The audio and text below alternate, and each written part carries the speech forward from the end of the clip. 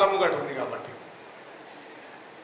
సరే అభ్యర్థులతో పంచాయతీ కాదు వాళ్ళని పాపం ఏదో ఇక అట్లా నిలబెట్టిరా అంటే నిలబెట్టారు. కానీ ఒక్కటి చెప్తా ఉన్నా, ఇలా కేటీ రామారావు ఏమంటుండో ముఖ్యమంత్రి గారిని పట్టుకొని రేవంత్ రెడ్డి గారిని పట్టుకొని బ్లాక్ మెయిలర్ అని మాట్లాడుతా ఉన్నారు.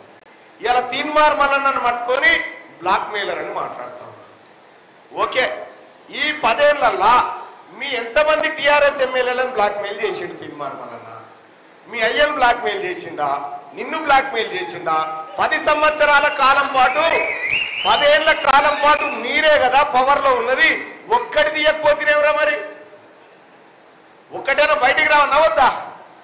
ఒక్కటి లేదు. ఏమైందిరా మీ అభ్యర్థి ఏం చేస్తాడరా గెలిస్తే అంటే మా అభ్యర్థి కాదు మల్లన్న మంచోడు కాదు. మరి నీ ముచ్చట చెప్పురా, పోరడు ఎత్తు పొడుగు ఏం చేస్తారా అని గుణమేంది ఘనమేంది చెప్పాలిగా. అది చెప్పాడట మల్లన్న మంచోడు కాదని చెప్తాడు.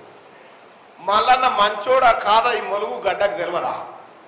ఈ బిడ్డలకు తెలియదా తీన్మార్ మల్లన్న? తీన్మార్ మల్లన్న